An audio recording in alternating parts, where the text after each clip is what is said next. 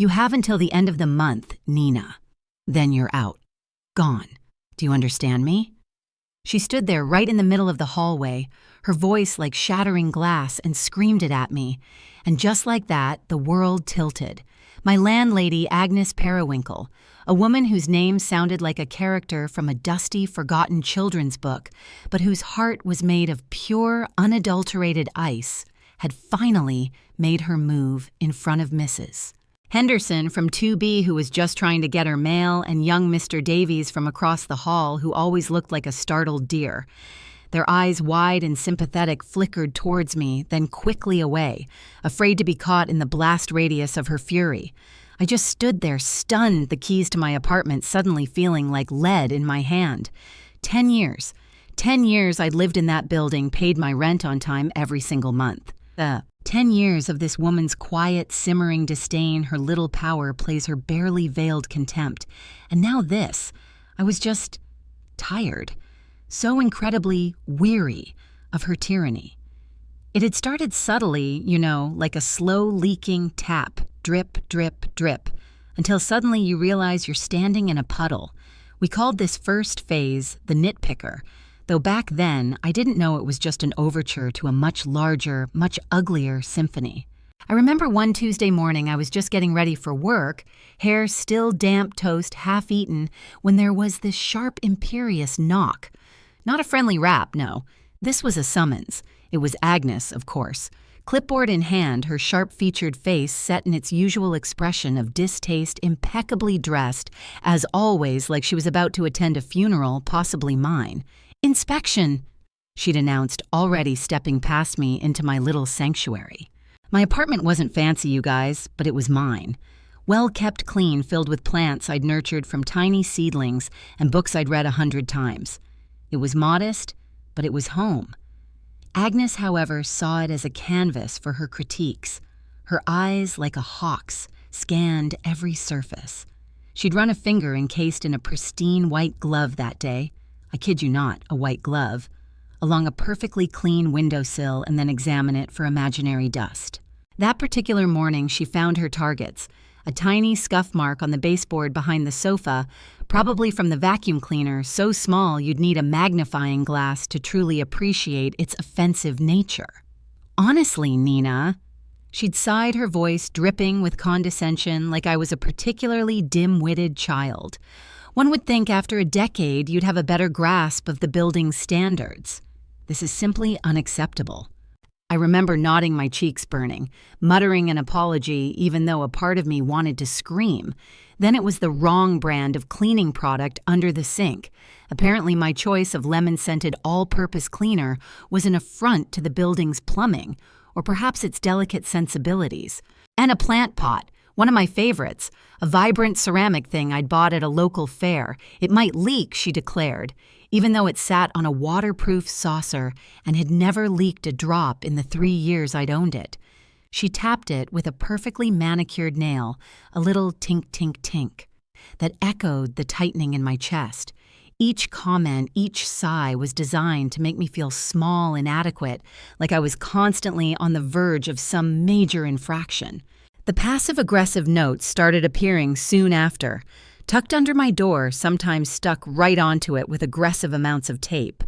"Please be mindful of your footsteps. Other tenants have complained." I lived on the top floor. Who was I disturbing the pigeons? Then there were the demands for entry at the most inconvenient times. Just as I was sitting down to dinner or on a Saturday morning when I was hoping for a precious extra hour of sleep.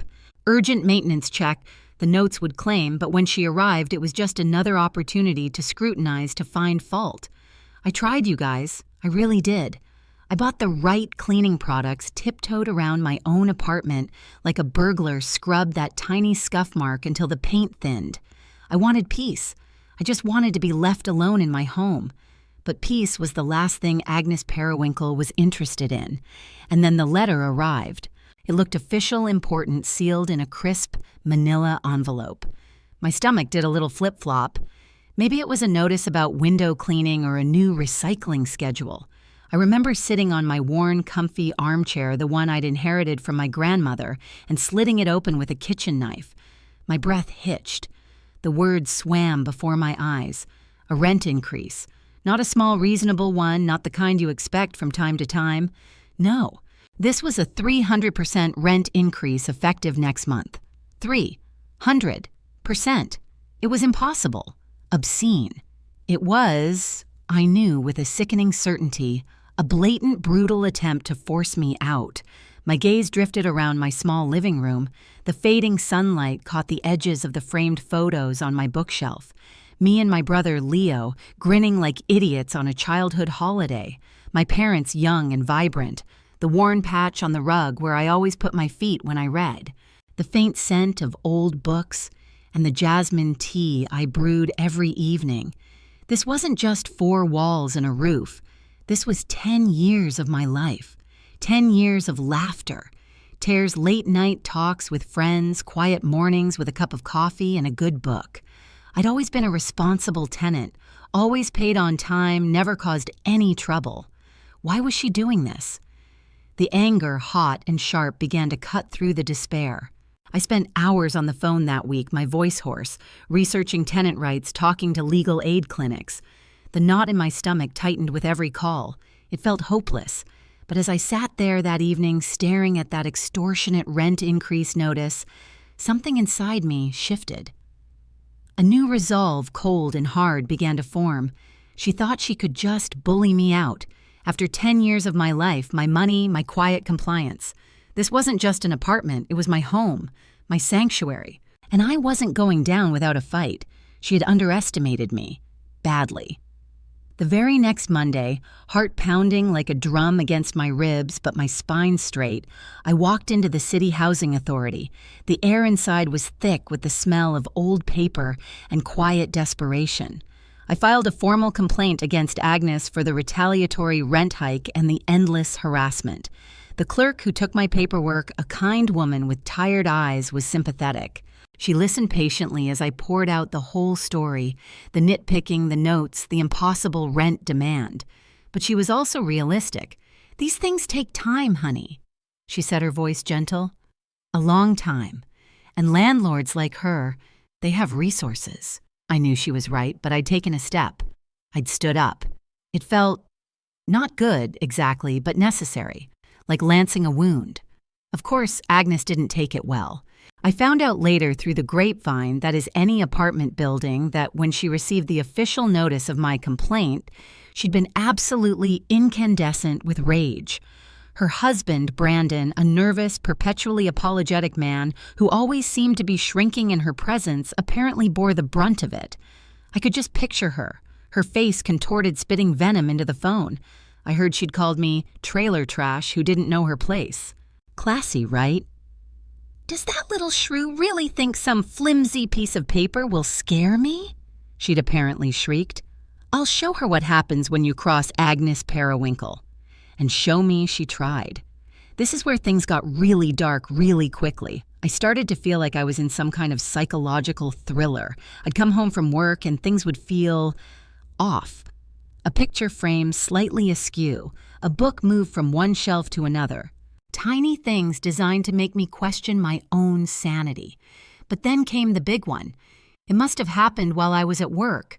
I imagine a shadowy sequence, Agnes maybe with that poor, browbeaten handyman, Mr. Henderson's husband, who she always seemed to have under her thumb, sneaking into my apartment. I hate thinking about her in my space, touching my things. But they did. They staged damage. I came home one evening, bone-tired after a long shift, and went to wash my hands. The faucet handle in the bathroom, the cold one, just came off in my hand.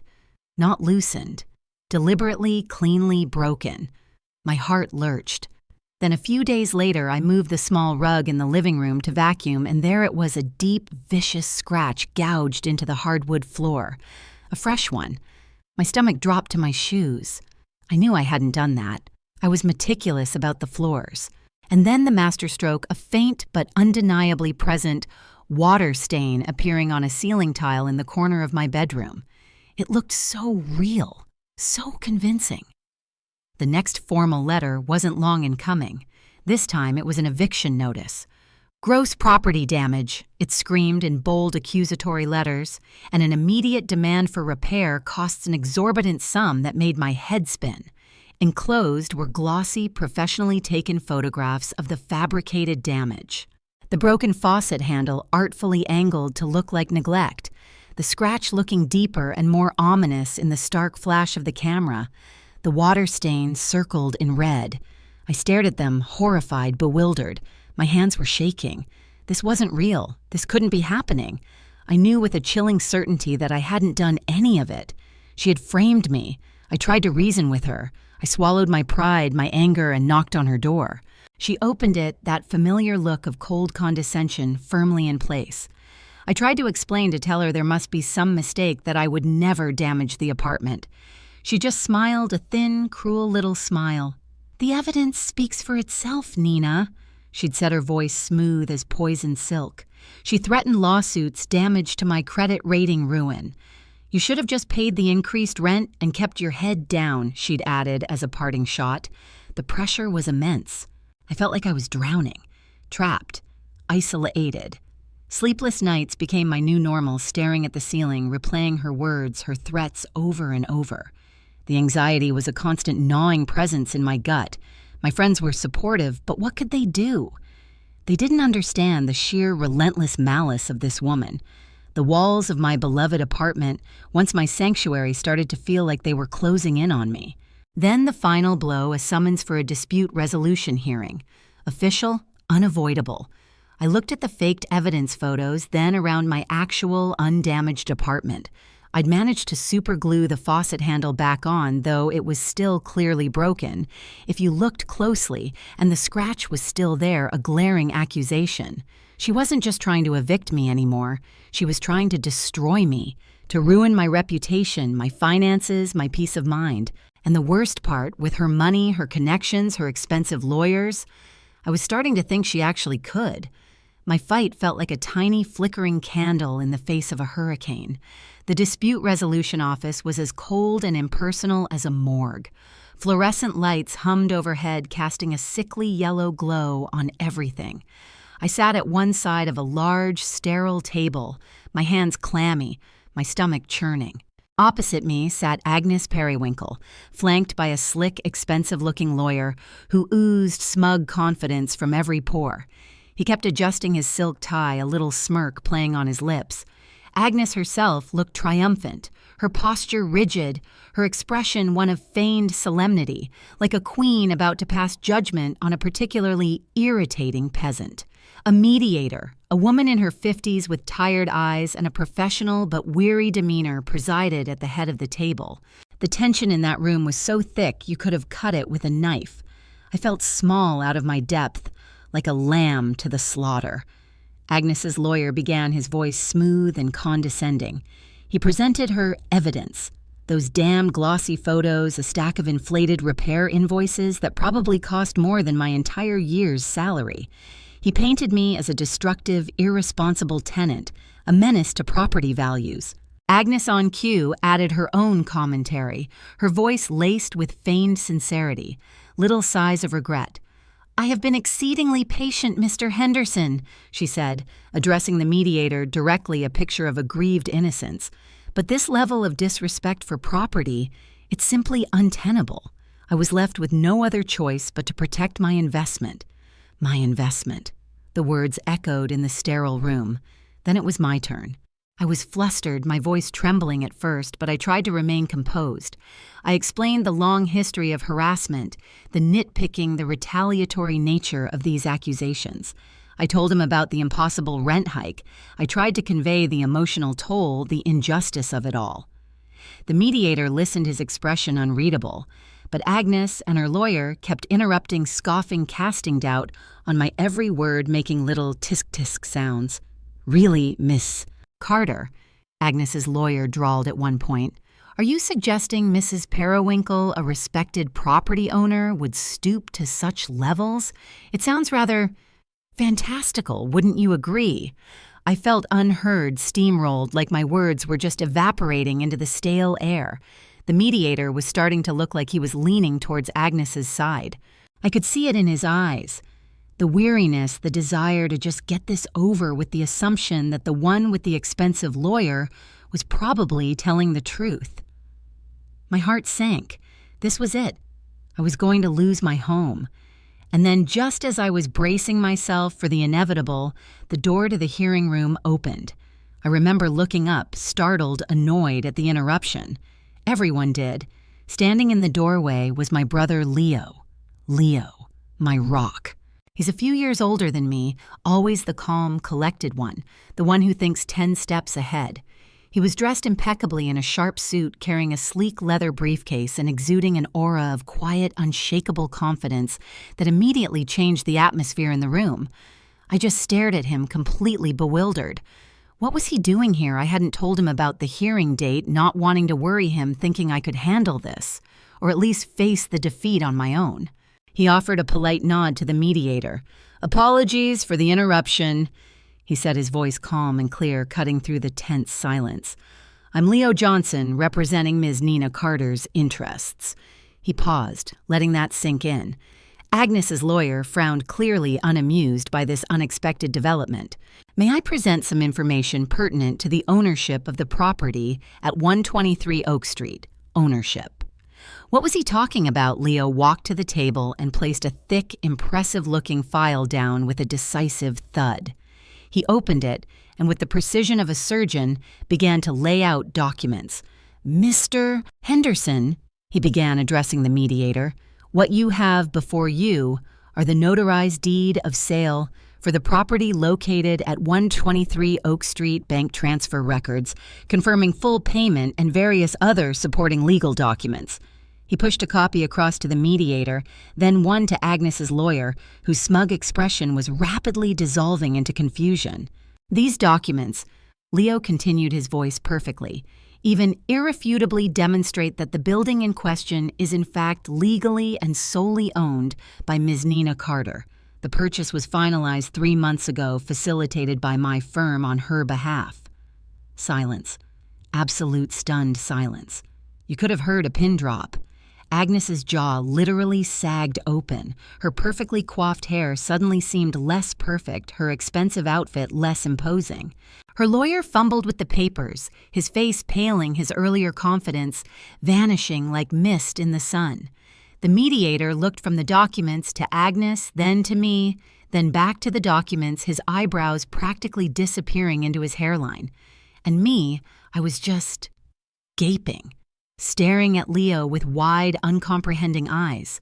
My building I owned. The building. It was like he was speaking a foreign language. It didn't make any sense. Agnes finally found her voice, though it was more of a strangled squawk. This is absurd, preposterous.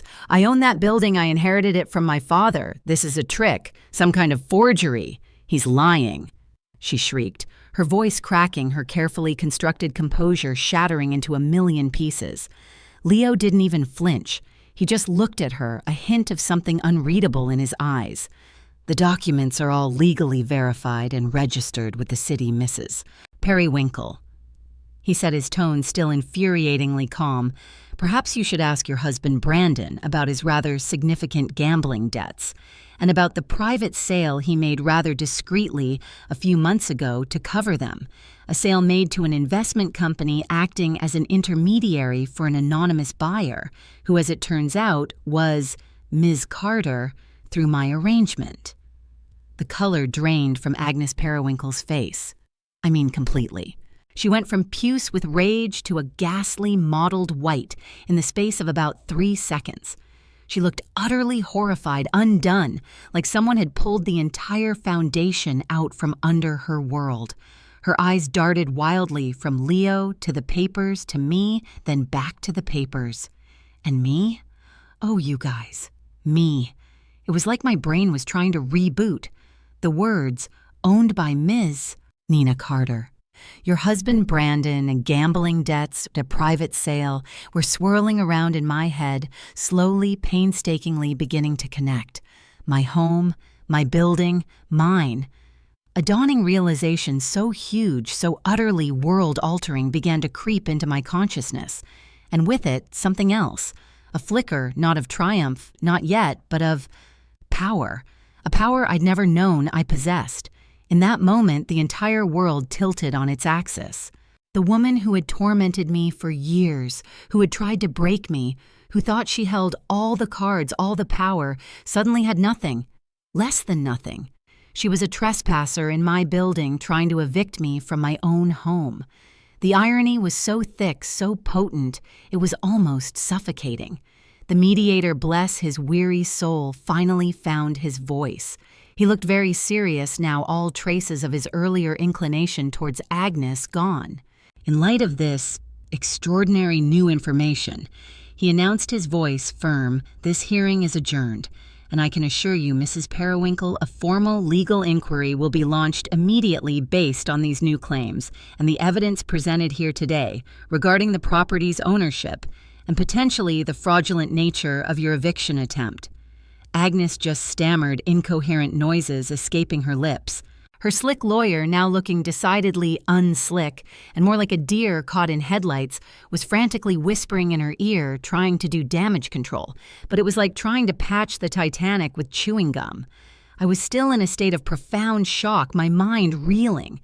Leo placed a reassuring hand on my arm, and I swear it was the only thing keeping me anchored to the planet. The fallout was spectacular and swift. It turned out Leo, my amazing, unassuming brother, had a knack for quiet investigation and even quieter investments. He explained it all to me later over endless cups of tea in my living room. He'd heard whispers through a mutual business acquaintance who knew Brandon Periwinkle about Brandon's spiraling gambling problem. Apparently, Brandon, terrified of Agnes finding out, had been desperately trying to offload assets on the quiet. The apartment building inherited by Agnes, but legally in both their names, was his biggest chip.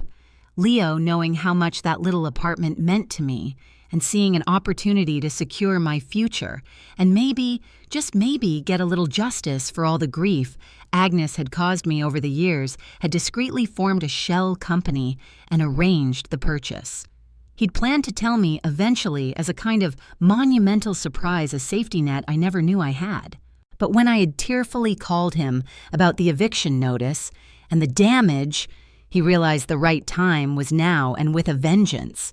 He'd gathered all the paperwork, his legal background making him a formidable opponent Agnes never saw coming. Investigators descended on the Periwinkles. Brandon, poor, weak Brandon, crumbled almost immediately. He tearfully confessed everything: the debts, the secret sale, his terror of Agnes. Forensic accountants meticulously traced the money trail, and it all led back to Leo's cleverly constructed purchase. Agnes was formally questioned. Her infamous arrogance was gone, replaced by a dawning, horrified understanding of just how deep a hole she and her husband had dug. And the evidence she'd so smugly presented against me, those photos of the damage she'd orchestrated, that wasn't just a petty landlord dispute anymore. That was submitting false evidence. Perjury, fraud. Her own carefully laid trap had snapped shut on her. I heard whispers about the scenes at the Periwinkle household, vicious accusations, blame flying like shrapnel. Their comfortable, superior life was imploding spectacularly. Agnes's lawyer, the one who'd smirked at me eventually, had the unenviable task of informing her of the dire legal situation. She had absolutely no claim to the building, none. She was facing serious criminal charges for submitting false evidence, potential fraud, and perjury. Her assets, those she thought were untouchable, were frozen. Newspaper headlines started appearing. Local rags at first, then even some city papers picked up the juicy story of the society landlady who lost it all. "Real estate reign ends in ruin," one of them blared. And me, I didn't gloat. Honestly, there was no room for it. I was in a state of quiet shock, a slow dawning empowerment that felt foreign, but incredibly right. Leo patiently explained all the legalities, helped me understand the responsibilities that now came with owning an entire building. My home. The relief was immense, a physical weight lifting from my shoulders that I hadn't even realized I'd been carrying for so long. It was like breathing fresh, clean air after being trapped in a stuffy room for years. Justice, it turned out, wasn't just a concept in books. It was real. The final legal documents arrived some months later. Agnes Periwinkle was found guilty of submitting false evidence and attempting to defraud the court. She faced severe financial penalties, community service, and the shadow of possible jail time for related fraud charges still pending. Her reputation was in tatters, her social standing obliterated. It turned out Agnes wasn't just a bully, she was a criminal. And it was her own arrogance, her absolute unshakable belief that she was untouchable, that she was above the rules that governed mere mortals like me, that was her ultimate undoing. As for me, I was finally safe. More than safe. I was home, truly home, in a way I'd never dared to dream. And here's the thing, the little humanities lesson. I guess I picked up from all this madness. People build these elaborate facades, don't they? Agnes Periwinkle had built hers out of money disdain and an impeccable wardrobe. She projected this image of unshakable power and superiority. But underneath it all, it was rotten, built on secrets on her husband's weakness and on her own cruel nature. And when the storm came, her storm, the one she herself had brewed, that facade, just crumbled into dust. It makes you wonder how many other fortresses out there are just waiting for the right gust of wind or the right unexpected truth to bring them down. It also taught me that strength doesn't always roar. Sometimes it's quiet, like Leo's methodical planning. Sometimes it's just the stubborn refusal to be extinguished, like that little flicker of fight I'd managed to hold on to. So now here we are. Sometime later, the dust has settled. My apartment in my building it's still the same bones, but it's different. It's brighter, airier. I've redecorated, of course. Splashed my favorite calming blues and greens on the walls, filled it with even more plants and art from local artists I want to support. It truly reflects me now, every corner, every cushion. Tonight I'm hosting a small gathering. Leo's here, of course, looking unfairly handsome and relaxed. Bless him. A few close friends, the ones who listened to my tearful rants and offered shoulders to cry on, are clinking glasses, their laughter echoing warmly in the space that once felt like a prison. It's easy now. The air is light. I raise my glass, a silent toast to everything. To second chances, to unexpected saviors, to the quiet satisfaction of justice served not hot but with a delicious, slow-cooked inevitability. I glance out the window, the one that overlooks Oak Street, and just for a moment, my breath catches. Down on the street below, a figure shuffles by. It's Agnes, but not the Agnes I knew. This Agnes is diminished. Her clothes are shabby, her posture stooped. She's pushing one of those little wheeled carts, the kind people use to carry groceries when they don't have a car. Her hair is lank, her face etched with a bitterness that seems to have settled deep into her bones. She doesn't look up. She probably doesn't even register this building as anything other than a monument to her own spectacular downfall. I watch her for a moment, and you know what? I don't feel malice. I don't feel hatred. Just a profound, serene sense of relief. A quiet pity, maybe, for a life so thoroughly wasted on cruelty and arrogance. Then I turn from the window, back to the warmth, back to the laughter of my friends, back to my life. A genuine, peaceful smile spreads across my face, settling deep within me. I take a deep, contented breath. The air smells like jasmine tea, old books, and the faint, sweet promise of new beginnings. I'm home. Finally, truly home. And it turns out home isn't just a place you live. It's a place where you are safe, where you are seen, and where sometimes, against all odds, you find out you're stronger than you ever thought possible. How do you find today's story? Leave a comment below if you like this video. Please like and share. Especially, don't forget to subscribe to the channel so you don't miss our interesting and exciting stories.